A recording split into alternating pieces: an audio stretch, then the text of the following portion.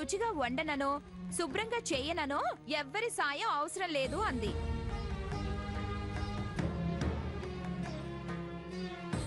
చూడమ్మా, మే ఎవరినైతే ఆశీర్వదించాలని వచ్చామో వారు మాత్రమే వడ్డించాలి.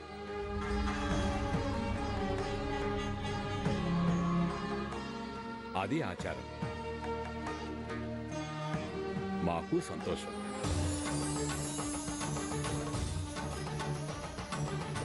భోజనం పెట్టే వాళ్ళకన్నా విస్తళ్ళు ఎత్తే వాళ్ళకి ఎక్కువ పుణ్యం అన్నట్టు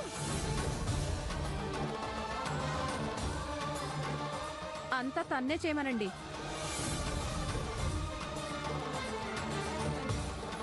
ఇది కరెక్టేనమ్మా, తనే వడ్డిస్తుంది.